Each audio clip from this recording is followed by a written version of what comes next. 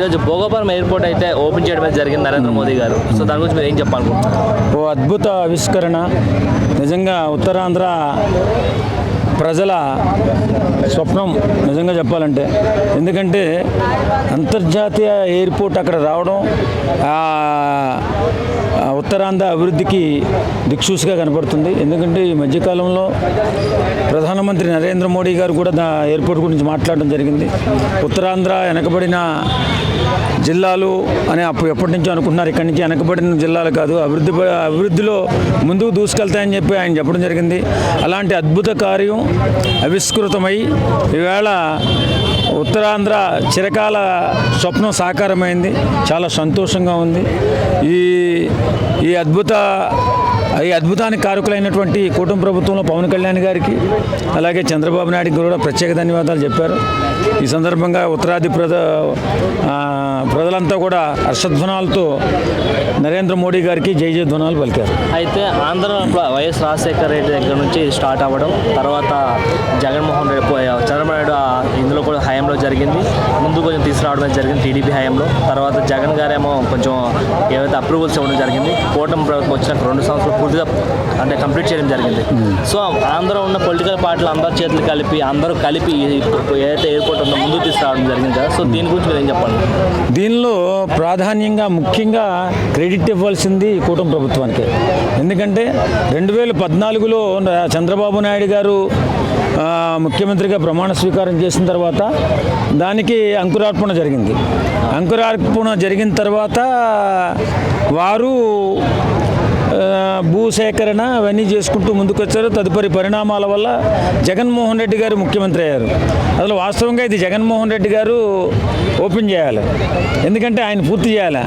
ఆయన నిర్లక్ష్యం చేసి ఏది అభివృద్ధి కార్యక్రమాలు చేయలేదు. ఓన్లీ వన్ సైడ్ వెళ్ళిపోయాడు. ఆయన సంక్షేమ పథకాలను నమ్ముకుని అభివృద్ధిని వదిలేశాడు. కాబట్టి ఆయన చేతుల మీదుగా ఈ ఎయిర్పోర్ట్ అనేది ఓపెనింగ్ జరగలేదు, పని జరగలేదు. కాబట్టి వాళ్ళ క్రెడిట్ అంతా కూడా కూటమి ప్రభుత్వానికి, పవన్ కళ్యాణ్ గారిది, చంద్రబాబు నాయుడు గారికే దక్కుతుంది తప్ప అది మన జగన్మోహన్ రెడ్డి గారికి అందులో ఏ ప్రమేయం ఉండదు. ఎందుకంటే ఏదో నామక అలా పని చేసుకుంటూ వచ్చాడు తప్ప దాని మీద పూర్తిగా దృష్టి కేంద్రీకరించలేదు. దాన్ని నిర్లక్ష్యం చేసి వదిలేశాడు. దాన్నే కాదు, అమరావతిని కూడా చాలా నిర్లక్ష్యం చేసేసాడు. కాబట్టి ఇవాళ ఆయన కొంచెం ఓడిపోవడం జరిగింది. అయితే ఇది ఓపెనింగ్కి ప్రధాని మోదీ గారు రావడం జరిగింది. అక్కడ కొంచెం ఎమోషనల్ రావడం కూడా జరిగింది అంట కదా. సో దానికోసం చెప్తారు. వాస్తవంగా మొన్న మన కాక్రోజ్ జనతా పార్టీ వాళ్ళు చేసినటువంటి ధర్నా పక్కన పెట్టేసి ఉచ్చనీచాలు లేకుండా భారతీయ సంస్కృతిని, సాంప్రదాయాలని, హిందూ దేవుళ్ళని, దేవతలని, అలాగే నరేంద్ర మోడీ గారిని, మన భారత ప్రధాని నరేంద్ర మోడీ గారిని, వాళ్ళ అమ్మగారిని కూడా దుర్భాషలాడడం జరిగింది. ఆ దుర్భాషలాడినందువల్ల ఈవేళ పవన్ కళ్యాణ్ గారు కొంచెం ఎమోషన్ ఫీల్ అయ్యారు. ఆయనే కాదు, మాలాంటి వాళ్ళు కూడా, మా నరేంద్ర మోడీ గారు అంటే ఇష్టపడే మాలాంటి వాళ్ళు కూడా చాలా ఎమోషన్ ఫీల్ అయ్యాం. చాలా బాధ వేసింది. ఎందుకంటే బాధ్యత లేని వ్యక్తులు వేళ ఒక ధర్నా చేస్తుంటే ఆ ధర్నాలో ఇష్టాంరీతిగా మన దేశ సాంప్రదాయాన్ని, సంస్కారాన్ని తక్కువ చేసి మాట్లాడాలని, మన ప్రధాన్ని తక్కువ చేసి చూపించాలని అనేక విధాలైనటువంటి దుర్భాషలాడుతూ ఆ ఉద్యమం ముందుకెళ్ళింది. ఏదేమైనా ఉద్యమం సద్దుమణిగింది.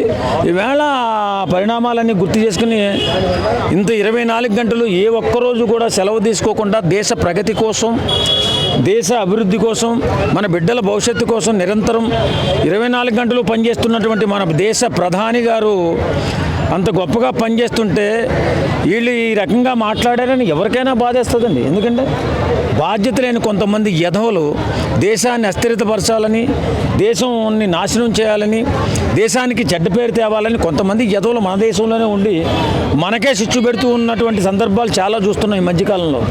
వాళ్ళకి బాధ్యత ఉండదు, పరువు ఉండదు. ఈవేళ మన దేశం ఏ స్థాయికి వెళ్ళిందంటే, ఏ దేశానికైనా మన భారతదేశ వ్యక్తి వెళ్ళాడంటే ఎంత గౌరవంగా చూస్తున్నారండి. మీది భారతదేశమా, ఒక బ్రహ్మాండమైన సంస్కారం, సంస్కృతి ఉన్నటువంటి దేశం అని చెప్పి మనల్ని అందరూ కూడా గౌరవంతో ఎంతో అద్భుతంగా చూసుకుంటున్నారు. ఆ గౌరవాన్ని తీసుకొచ్చిన వ్యక్తి ఎవరున్నారు? ప్రధానమంత్రి నరేంద్ర మోడీ. కానీ ఈవేళ కొంతమంది కొంతమంది దుర్మార్గులు, దుష్టులు, నీచులు, దరిద్రులు మన దేశంలో చొరబడి మన దేశాన్ని అస్థిరపరచాలని, మన దేశాన్ని నాశనం చేయాలని కొంతమంది చూస్తున్నారు. ఇతర దేశస్తులతో చేతులు కలిపి ప్రయత్నం చేస్తున్నారు, కానీ జరగదు రాబాయి. మీరు ఎన్ననుకున్నా నరేంద్ర మోడీ గారు ఉన్నంతసేపు, భారతీయ జనతా పార్టీ అధికారంలో ఉన్నంతసేపు అది మీరు అనుకున్న పని జరగదు. మీ కళలు కళ్ళలుగానే ఉంటాయి. కాబట్టి ఈవేళ పవన్ కళ్యాణ్ గారు ఎమోషన్ ఫీల్ అయ్యారు. ఆయనే కాదు, ఆ రోజు అంటున్నప్పుడు మాలాంటి వ్యక్తులు కూడా మన దేశం కోసం ఇంతలా శ్రమిస్తున్నటువంటి మన భారత ప్రధాని ఆయన్ని ఇలాంటి మాటలు అంటున్నారంటే ఎదవలని చెప్పి ఆయన కోపం వచ్చింది, ఉద్రేకం వచ్చింది, ఒకంత బాధ కలిగింది. ఏదేమైనా బాధ్యతతో మెలగాలి. ఏ ఉద్యమం చేసినా, ఏ పోరాటం చేసినా చక్కగా మన హక్కుల కోసం మనం పోరాటం చేసుకోవచ్చు తప్ప బాధ్యత లేకుండా, ఉచ్చనీచాలు లేకుండా బూతులు మాట్లాడడము, దేశ సంస్కారాన్ని, సంస్కృతిని, మతాలని తక్కువ చేసి మాట్లాడము, దేవతా దేవుళ్ళను తక్కువ చేసి మాట్లాడడం కొంతమంది ఎదవలు ఎక్కువైపోయారు మన దేశంలో. వాళ్ళు మారితే బాగుంటుందని నేను అనుకుంటాను. అయితే శ్రీకాకుళం, విజయనగరం, వైజాగ్ ఈ 3 ఏవైతే జిల్లాలు ఉన్నాయి, ఈ 3 జిల్లాల్లో కూడా ఎక్కువ శాతం బయట విదేశాలకి జాబ్స్ కోసం వెళ్తారు. వాళ్ళు ఎక్కడికి వెళ్ళాలన్నా హైదరాబాద్ లేదంటే ముంబై, ఈ రెండింటికి ఇంటర్నేషనల్కి వెళ్ళాలంటే దుబాయ్ కానీ సౌదీ ఎక్కడికి వెళ్ళాలని సరే ఈ 2 స్టేట్లకి రావాలి. యాక్చువల్లీ ఈ రెండు స్టేట్లకు వచ్చినాక వెళ్ళగలరు. కానీ ఇకపై అది అవసరం లేదు. భోగాపురంలో డైరెక్ట్గా ఇంటర్నేషనల్ ఫ్లైట్స్ అయితే రావడం జరుగుతుందని చెప్తారు. సో దానికోసం మరి నిజమే కదా. ఇప్పుడు మన దేశస్తులు, మన వాళ్ళు కూడా ఎక్కడెక్కడ ఇతర దేశాల్లో ఉన్నటువంటి వాళ్ళు రావాలంటే కంపల్సరీ హైదరాబాద్ వచ్చి దిగి ఇక్కడి నుంచి మళ్ళీ ఆంధ్రాకి వెళ్ళాలి, శ్రీకాకుళంకి వెళ్ళాలి. ఇప్పుడు లేదు, అక్కడే ఇంటర్నేషనల్ ఎయిర్పోర్ట్ వచ్చింది కాబట్టి ఆ సౌకర్యం కూడా అద్భుతంగా ఉంటుంది. అలాగే కాకుండా అభివృద్ధి కూడా బ్రహ్మాండంగా అక్కడి నుంచి ఎక్కువ ఫిష్ ఎక్కువగా ఎగుమతి ఇతర దేశాలకు వెళ్ళడంలో కూడా మంచి ప్రాధాన్యత మన భోగాపురం ఎయిర్పోర్ట్ తీసుకుంటుంది. చక్కగా అందరికీ కూడా కొంచెం పని కూడా దొరుకుతుందేమో అనిపిస్తుంది. ఏదేమైనా ఉత్తరాంధ్ర అభివృద్ధి చెందబోతుందనే దానికి ఈ ఎయిర్పోర్ట్ కూడా ఒక భాగం కాబోతుందని చెప్పి చాలా ఆనందంగా ఉంది. అయితే ఫారిన్ ఇన్వెస్ట్మెంట్స్ కూడా ఎక్కువగా రావడం అయితే జరగవచ్చు అని చెప్తున్నారు. ఎందుకంటే ఎక్కువగా ఫారిన్ ఇన్వెస్ట్మెంట్ కావాలంటే రోడ్స్ బాగుండాలి. సో నేషనల్ హైవేస్ ఉన్నాయి, అట్లానే ఏవైతే మనకి అంటే సౌకర్యం ఏవైతే ఉన్నాయి కదా, విదేశీ నౌకలు కానీ ఏమైనా రావాలనుకుంటే పోర్ట్లు ఉన్నాయి, అట్లానే మనకి ఎయిర్పోర్ట్ కూడా ఇంటర్నేషనల్ ఎయిర్పోర్ట్స్ కూడా ఉన్నాయి. సో ఇప్పుడు దానివల్ల మనకి విదేశీ ఇన్వెస్ట్మెంట్ ఎక్కువ రావడం జరుగుతుంది అని చెప్పడం జరుగుతుంది. ఖచ్చితంగా 100% వస్తుందండి. ఇందులో మాట్లాడుకునేది ఏముంది. ఖచ్చితంగా పెట్టుబడులు వస్తాయి, బిడ్డలకి కూడా భవిష్యత్తు ఉంటుంది, ఆ ప్రాంతం అభివృద్ధి చెందుతుంది. చక్కగా పేరు కూడా ఎంత అద్భుతమైన పేరు పెట్టారు, అల్లూరి సీతారామరాజు ఇంటర్నేషనల్ ఎయిర్పోర్ట్. అది పలుకుతుంటేనే పులకించిపోతుంది మనసంతా కూడా. నిజంగా అంత గొప్ప పేరు పెట్టడం చాలా ఆనందంగా ఉంది. మన విప్లవ వీరుడు అల్లూరి సీతారామరాజు గారి పేరు చెప్పడం నేను అది విన్నప్పుడల్లా కూడా ఒళ్ళు పులకరిస్తూ ఉంటుంది నాకు.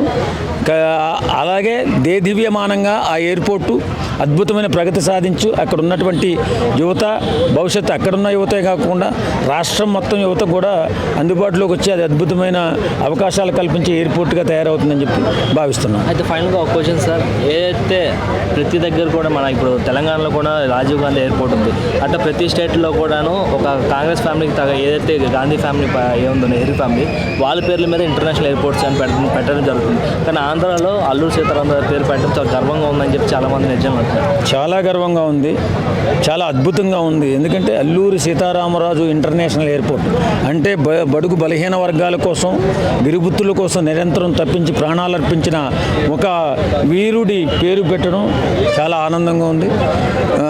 అది చిరస్థాయిగా ఎప్పుడైనా ఎవరైనా చెప్పుకోవాలంటే ఏదో ఎయిర్పోర్ట్ల పేర్లు చెప్తూ ఉంటారు, కాదు మాది అల్లూరి సీతారామరాజు ఇంటర్నేషనల్ ఎయిర్పోర్ట్ అని చెప్పడం చాలా చాలా గర్వంగా ఉంటుంది.